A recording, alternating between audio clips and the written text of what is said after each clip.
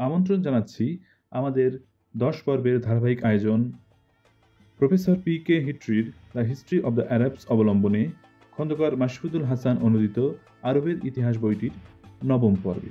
শুরু করছি আরবের ইতিহাস বইটির নবম পর্ব। মধ্যযুগে আরব দুনিয়ার শেষ রাজবংশ মামলুক। নামেই বলে দেয়, মামলুক ছিল মূলত কৃতদাসের রাজবংশ। নানা দেশ, নানা জাতির এই কৃতদাসরা ঐক্যবদ্ধ হয়ে সামরিক শাসন কায়েম করে পরবাসভূমে। তাই শুধু মুসলিম ইতিহাসেই নয়, গোটা বিশ্বের ইতিহাসেই এই মামলুকদের উত্থান ও সমৃদ্ধি প্রায় নজিরবিহীন। কৃতদাস থেকে সুলতানের সর্বোচ্চ শিরোপা পাওয়া মামলুকেরা সিরিয়া এবং মিশরের মাটি থেকে যুদ্ধ বিধ্বস্ত ধর্মযোদ্ধাদের শেষ চিহ্নও মুছে ফেলেন। হলাগুর মঙ্গল যাযাবর এবং তাইমুরের আরবমুখী গতিকে চিরতরে প্রতিহত করার কৃতিত্বও মামলুকদের। তা না হলে পশ্চিম এশিয়া ও মিশরের ইতিহাস ও সংস্কৃতির বিবরণ হতো অন্য ভাষায়, অন্য আঙ্গিকে।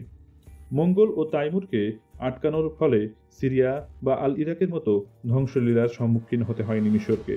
সেদেশের সংস্কৃতির ধারা ছিল প্রবাহমান, রাজনৈতিক প্রতিষ্ঠানগুলির ধারাবাহিকতাও বজায় ছিল। আরবের বাইরে কোনো মুসলিম রাষ্ট্রই এই সুবিধা ভোগ করতে পারেনি। 250 বছরেরও বেশি সময় ধরে, অর্থাৎ 1250 থেকে 1517 পর্যন্ত মামলুকদের দখলে ছিল বিশ্বের অন্যতম উপদ্রুত অঞ্চল। নিজেদের জাতিগত বৈশিষ্ট্যকে অক্ষুণ্ণ রেখেই তারা তাদের কর্তৃত্ব বজায় রেখেছিল। মূলত অশিক্ষিত এবং যুদ্ধবাজ এই মামলুকেরা ছিল শিল্পকলা ও স্থাপত্যের সমজদার। এক্ষেত্রে তাদের অবদান যে কোনো শিক্ষিত রুচিশীল রাজবংশের সঙ্গেই তুলনীয়।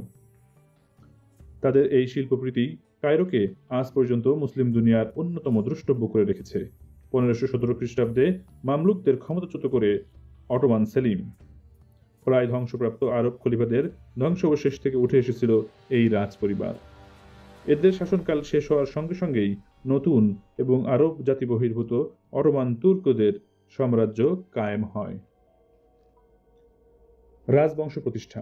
আইয়ুবীয় সুলতান আল সালিহের মৃত্যুর পর তার বেগম সাজার আল দুরের মাধ্যমেই মামলুক রাজবংশের প্রতিষ্ঠা হয়। তুর্কি অথবা আর্মেনীয় কৃতদাসী এই সাজার ছিলেন খলিফা আল মুস্তাসিমের হারেমে।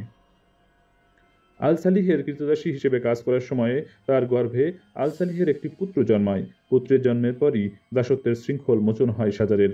আল সালিহের মৃত্যুর পর এই সাজার যখন ক্ষমতার শীর্ষে ওঠেন, তখন ব্যঙ্গ বিদ্রুপের অনেক তীরই বিদ্ধ করেছে তাকে।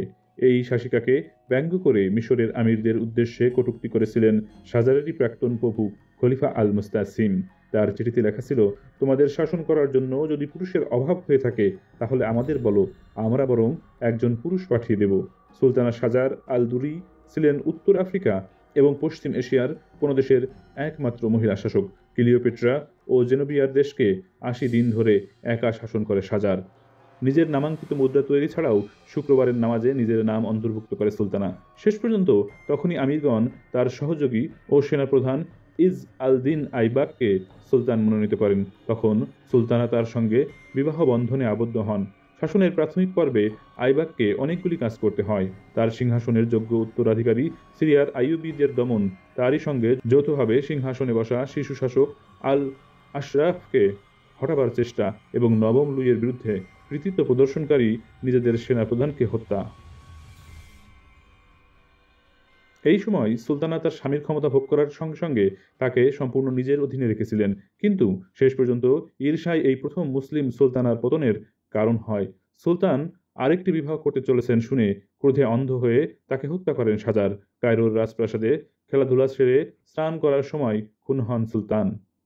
কিন্তু নিষ্কণ্টক রাজ্যভোগ সাজারের ভাগ্যে ছিল না। সুলতানের প্রথম স্ত্রীর প্রতিহিংসার শিকার হন তিনি।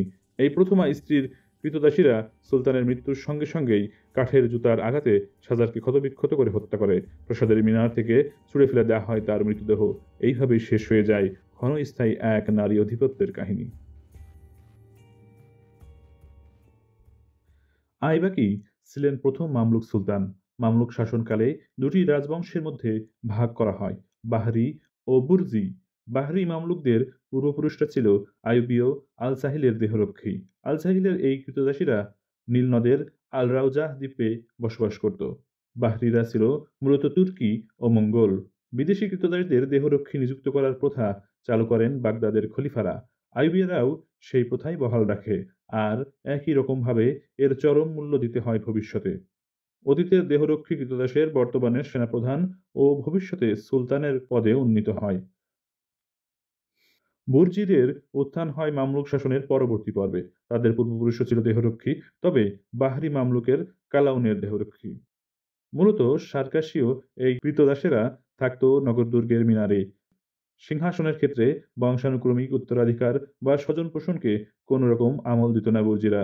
কবজির জোরে অথবা আমিরদের সমর্থন আদায় করে যে সিংহাসন দখল করতে পারত, সেই হতো সুলতান।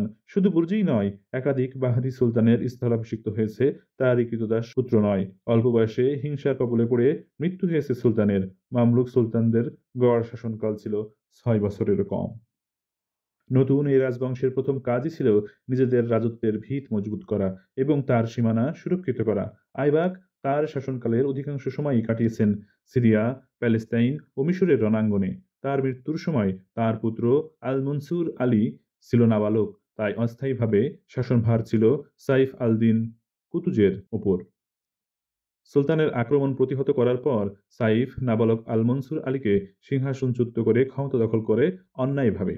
আইয়ুবীয়রা নিজেদের মিশরের প্রকৃত উত্তরাধিকারী মনে করত, আর সেই কারণেই কুতুজের কাছে পাঠানো হুলাগুর দূতদের হত্যা করে কুতুজ।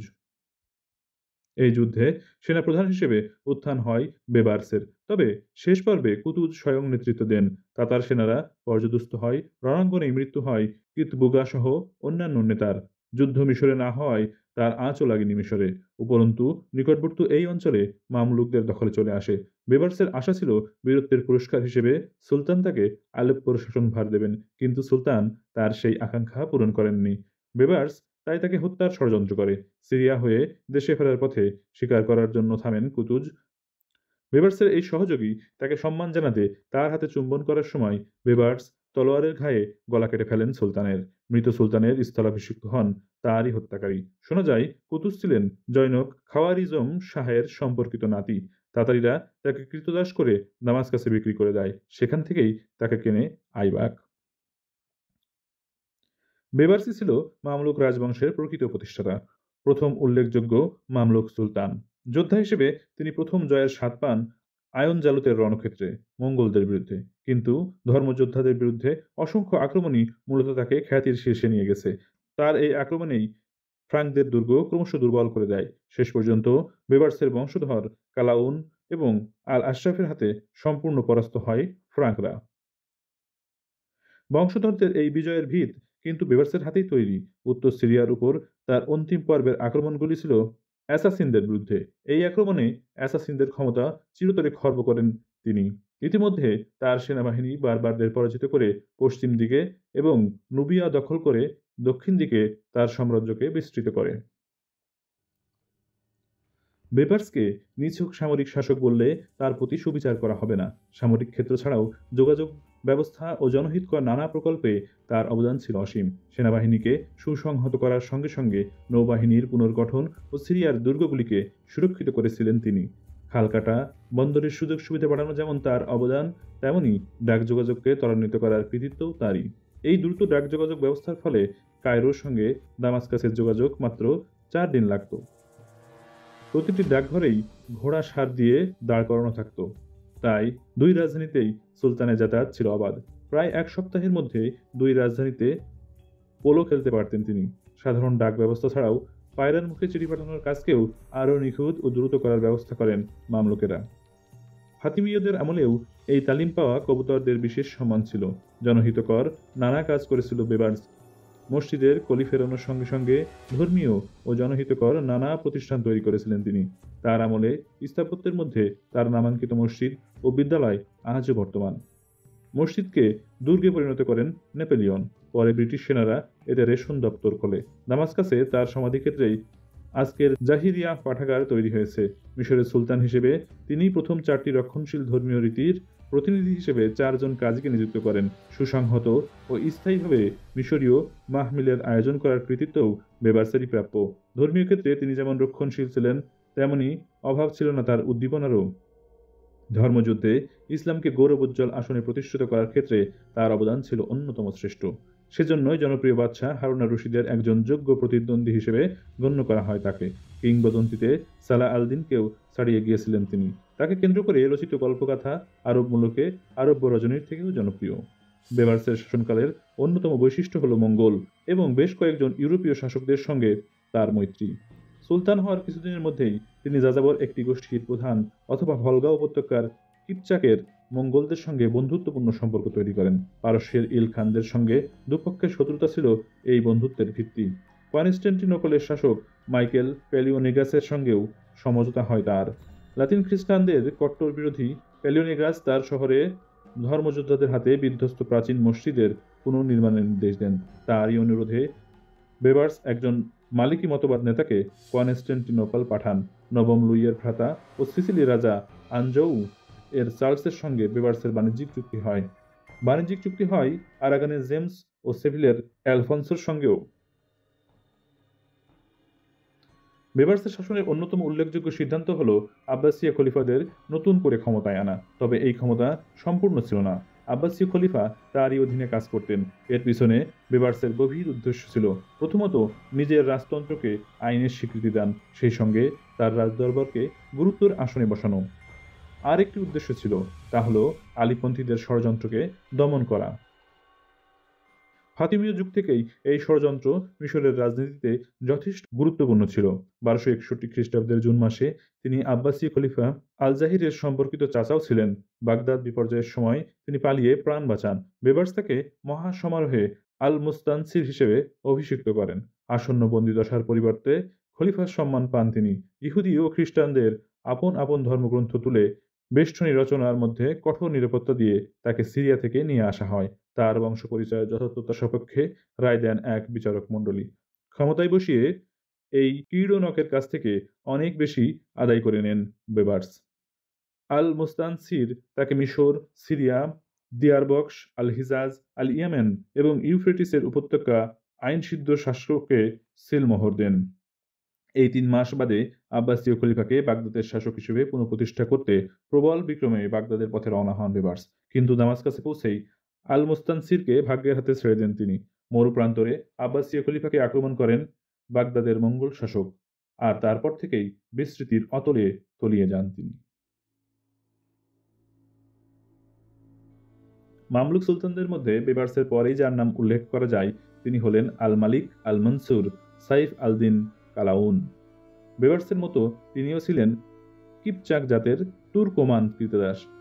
যুব অবস্থায় তাকে মিশরে আনা হয় এবং আল সালিহের কাছে বিক্রি করা হয়। তার পদবি আল সালিহি এর প্রমাণ। কৃতদাস হিসেবে তার দর ছিল যথেষ্ট চড়া। 1000 দিনার দিয়ে তাকে কেনা হয়েছিল। তাই তার আরেকটি পদবি আল আলাফি, অর্থাৎ যার দাম 1000। সদর্বে এই পদবি ব্যবহারই প্রমাণ করে মামলুক সুলতানরা তাদের অতীত পরিচয় সম্পর্কে কোনো রকম হীনমন্যতায় ভুগতেন না। বেবার্সের 7 বছরের ছেলে সালামিশকে সরিয়ে ক্ষমতায় আসেন কালাউন। সালামিশ তার বড় ভাই 19 বছরের প্রাণোচ্ছল বারাকাহের স্থলাভিষিক্ত হয়েছিলেন। কালাউনই একমাত্র মামলুক সুলতান যারা 4 পুরুষ ধরে সুলতানের গদিতে বসেছেন। শেষ বাহরি সুলতান আল সালিহ হাজ্জি ছিলেন তার প্রপুত্র। কালাউন তখ্তে বসার সঙ্গে সঙ্গে সিরিয়ায় তার রাজত্বের উপর আঘাত হানতে শুরু করে পারস্যের মঙ্গল শাসক ইলখানের বংশধরেরা।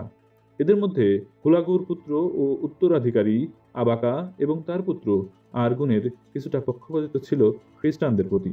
অন্যদিকে সিরিয়া থেকে মিশরীয়দের হঠাতে নতুন করে ধর্মযুদ্ধের ছক কষছিল ইউরোপের বিভিন্ন দেশ ও খ্রিস্টান ধর্মযাজকেরা। দুপক্ষের সমঝোতা হতেই তাই দেরি হয়নি।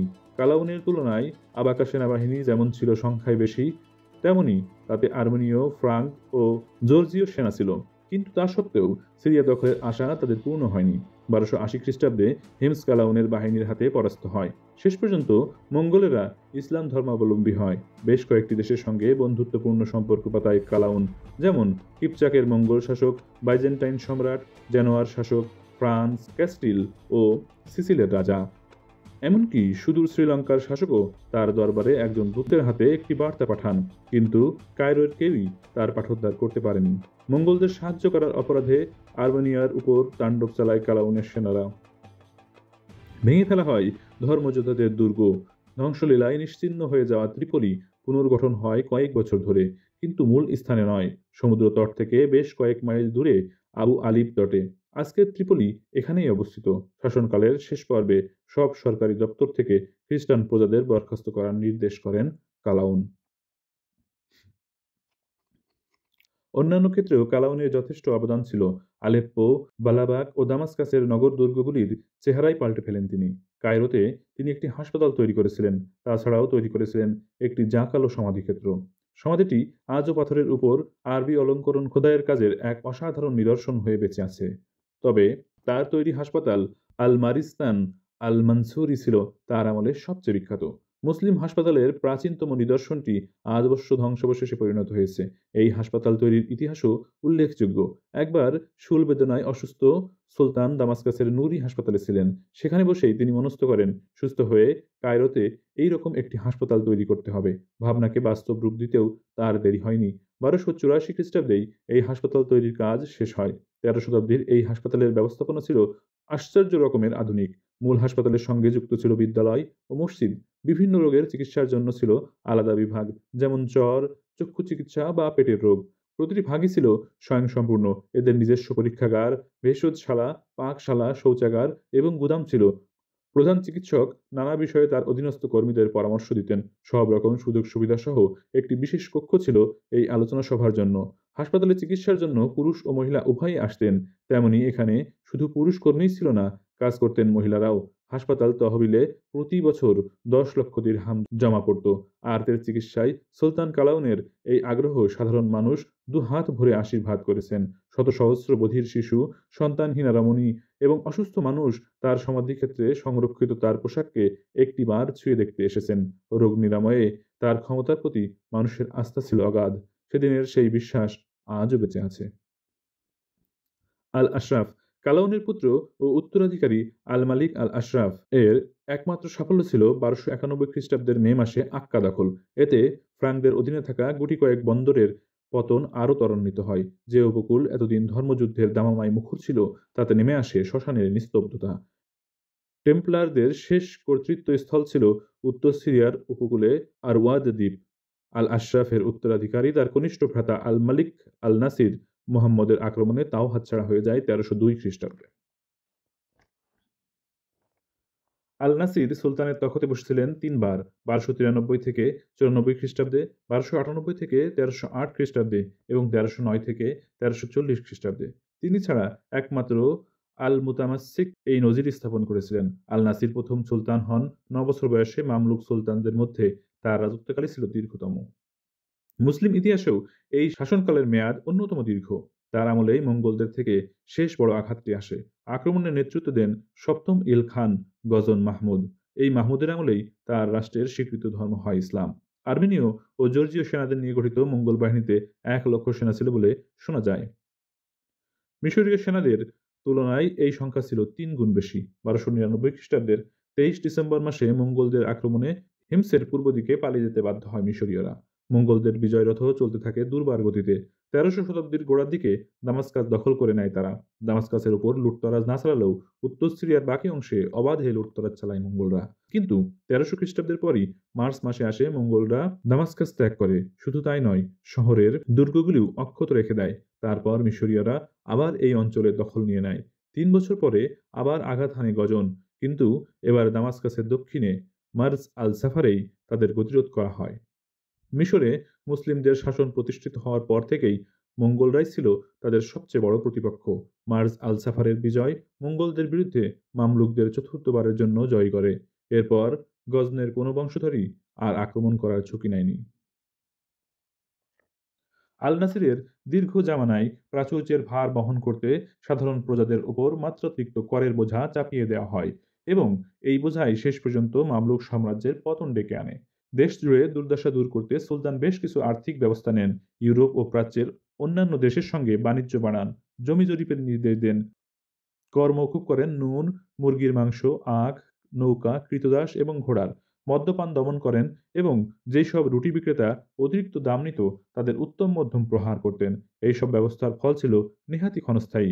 তার পরবর্তীকালে গৃহযুদ্ধ, খরা, মহামারী মানুষের দুর্দশাকে আরও বাড়িয়ে তোলে। 1348 খ্রিস্টাব্দে যে প্লেগ মহামারী ইউরোপকে আক্রমণ করে, মিশরে তার প্রকোপ ছিল দীর্ঘ 7 বছর ধরে। এই দীর্ঘ সময়ে বহু প্রাণ অকালে ঝরে যায়। এর আগে কোনো মহামারী মিশরে এত বিধ্বংসী ছিল না। ইবনে আয়াসের মতে রাজধানী কায়রোতেই মৃতের সংখ্যা প্রায় 9 লক্ষ। যদিও এই সংখ্যাতত্ত্ব কিছুটা অতিরঞ্জিত, সুলতান এবং তার সঙ্গে যারা পেরেছিলেন তারাই দেশ ছেড়ে পালিয়েছেন।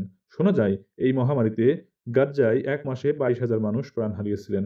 আলেপ্পোতে গড়ে প্রতিদিন 500 জন মারা যেতেন। আল নাসিরের পরবর্তী পর্যায়ে 42 বছর অর্থাৎ 1340 থেকে 1382 খ্রিস্টাব্দ পর্যন্ত 12 জন বাহরি মামলুকের সুলতান রাজত্ব করেছিল একের পর এক। কিন্তু তারা নামেই সুলতান ছিলেন। সিংহাসনে তারা বসলেও প্রকৃত ক্ষমতার সিংহভাগ ছিল আমিরদের হাতে। দেশ চালাতেন আমিররাই। মর্জিমাফিক সুলতানদের সিংহাসনচ্যুত করতে, এমনকি হত্যা করতেও তারা দ্বিধাবোধ করতেন না। আল নাসিরের এইসব উত্তরসূরিরা কোনো ক্ষেত্রেই কোনো অবদান রেখে যেতে পারেননি। একমাত্র আল নাসিরের পুত্র সুলতান আল হাসানের আমলে একটি মসজিদ তৈরি করা হয় 1362 খ্রিস্টাব্দে। খুরশকার এই মসজিদকে অন্যতম শ্রেষ্ঠ মসজিদের শিরোপা দেওয়া হয়। মামলুক শাসনের অবসান। মামলুক শাসকরা ছিল দুটি রাজবংশে বিভক্ত, বাহরি ও বুরজি। দুই বংশই মামলুকের ধারার অন্তর্গত হলেও দুপক্ষের সুলতান বাদে সকলেই ছিল সার্কাসীয়। খুশকদম এবং তাইমুর বুগা নামে এই দুই সুলতান ছিলেন গ্রিক। সুলতানের পদের ক্ষেত্রে বংশ পরম্পরাকে গুরুত্ব দিতে একেবারেই নারাজ ছিল বুর্জিরা। এ ব্যাপারে বাহরিদের থেকে তারা ছিল অনেক বেশি দৃঢ়প্রতিজ্ঞ। তবে পদমর্যাদায় সুলতান শীর্ষে থাকলেও প্রকৃত ক্ষমতা কিন্তু থাকত সেনাবাহিনীর দখলেই। মোট 23 জন বুর্জি সুলতান 134 বছর ধরে রাজত্ব করেছেন। কিন্তু বিস্ময়ের কথা, এদের মধ্যে 9 জন রাজত্ব করেছেন 124 বছর ধরে। বাকি 14 জনের শাসনকাল ছিল নেহাতই স্বল্পায়ু।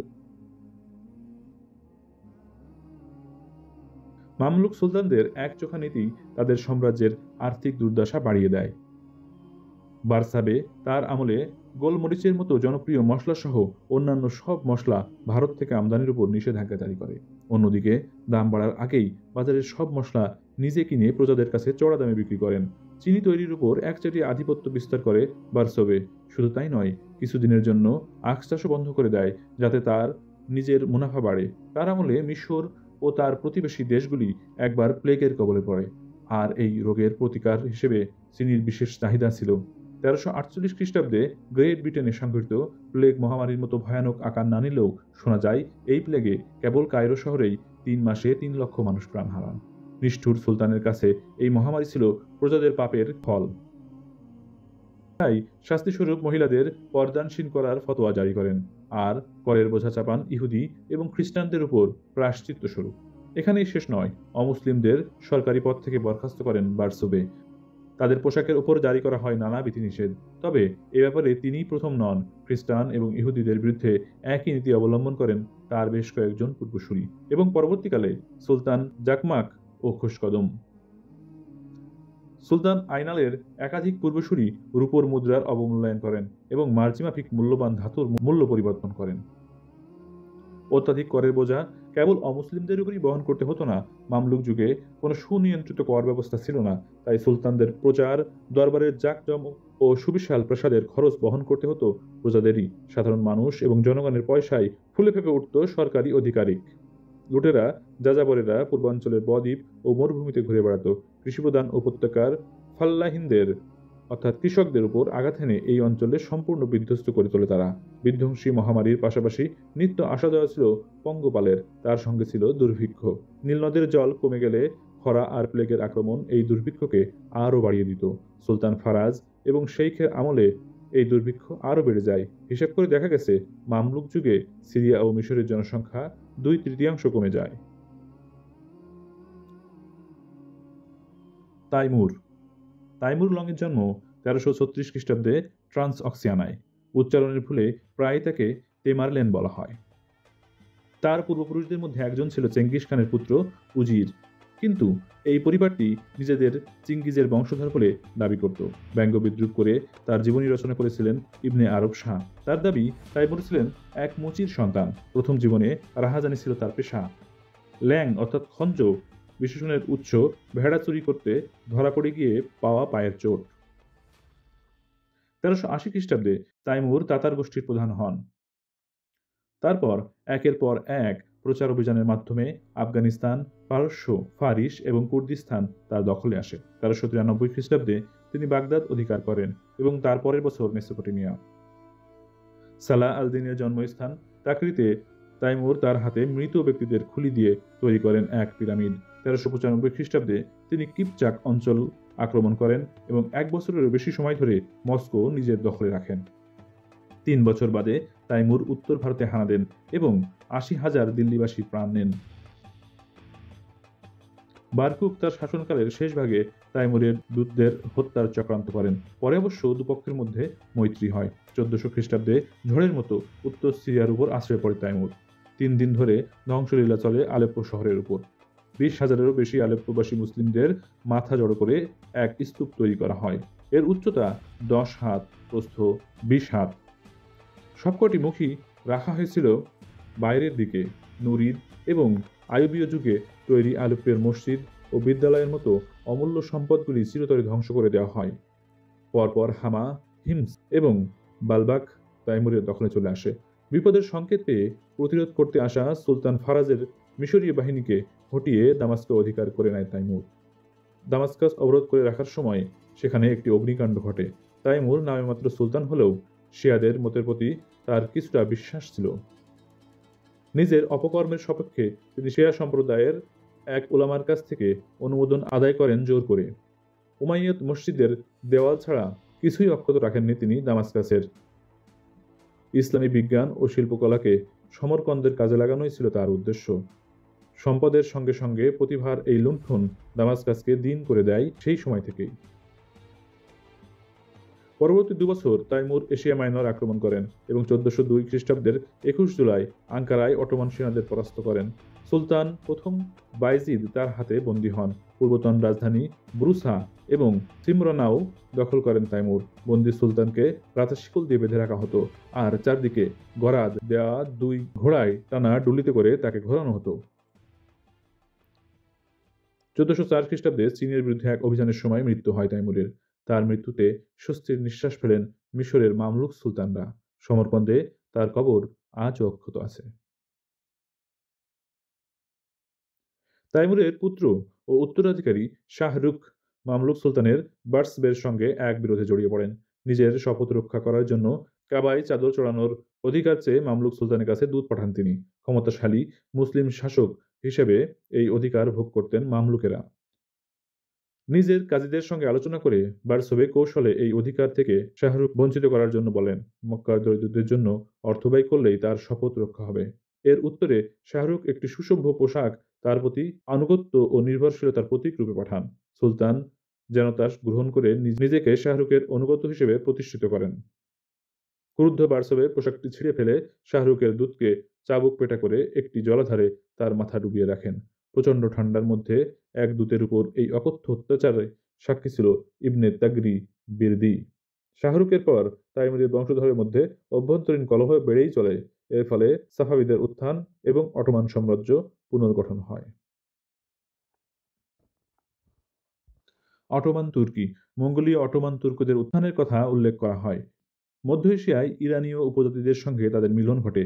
এশিয়া মাইনরে প্রবেশ করে ধীরে ধীরে তারা তাদের আত্মীয় সালজুকদের স্থানচ্যুত করে 14 শতকের গোড়ার দিকে নিজেদের সাম্রাজ্য প্রতিষ্ঠা করে। বাইজেন্টাইন সম্রাট এবং আরবের খলিফাদের স্থানচ্যুত করাই ছিল তাদের উদ্দেশ্য। ওসমানের প্রপৌত্র প্রথম বায়েজিদ ছিলেন এই রাজবংশের প্রতিষ্ঠাতা। তার আমলে সিরিয়া উত্তর সীমান্ত থেকে দানিউব পর্যন্ত বিস্তৃত অটোমান তুর্কদের এশিয়া সাম্রাজ্যের প্রায় সবটাই বেদখল হয়ে যায়। তার পুত্র প্রথম মুহাম্মদের আমলে অবশ্য ইউরোপের হাত থেকে কৃত সাম্রাজ্যের অধিকাংশই পুনরুদ্ধার করা হয়। তবে মিশরের সুলতানদের কাছে অটোমানরা সত্যিই উদ্বেগের কারণ হয়ে ওঠে প্রথম মুহাম্মদের প্রপৌত্র দ্বিতীয় বায়েজিদের আমলে। সেই সময় মিশরের সুলতান ছিলেন কায়েত বে। দুপক্ষের মধ্যে প্রথম সংঘর্ষ হতে থাকে। 1481 খ্রিস্টাব্দে দ্বিতীয় বায়েজিদের ভাই এবং সিংহাসনের দাবিদার পলাতক জেমসকে আশ্রয় দিয়ে নতুন করে বিপদ ডেকে আনে কায়েত বে। পরে জেমসকে রোমে নিয়ে যাওয়া হলে সুলতান তাকে মিশরে ফিরিয়ে আনতে পোপের সঙ্গে আলোচনা করেন। এরপর তুর্কিদের কট্টর বিরোধী পারস্যের শাহ ইসমাইলকে গোপনে সমর্থনের আশ্বাস দেন কানাস আল-গৌরি। আর তাতেই তুর্কিদের সঙ্গে মামলুকদের বিরোধ আরও বেড়ে যায়। এই বিরোধই শেষ পর্যন্ত মামলুক সাম্রাজ্যের পতন ডেকে আনে। মামলুক শাসনের অবসান এবং বসফরাসে তুর্কি শাসনের প্রতিষ্ঠার সঙ্গে সঙ্গে ইসলামী ক্ষমতার কেন্দ্রবিন্দু পশ্চিম দিকে সরতে থাকে। সেই সময় গোটা বিশ্বের সভ্যতা ও অগ্রগতির প্রাণকেন্দ্র গড়ে উঠেছে পশ্চিমে। আমেরিকা ও উত্তমাশা অন্তরীপ আবিষ্কার আন্তর্জাতিক বাণিজ্যের গতিপথকে নতুন দিশা দেখায়। সেই সঙ্গে পূর্ব ভূমধ্যসাগরের গোটা অঞ্চল ক্রমশ হারাতে থাকে তাদের গুরুত্ব।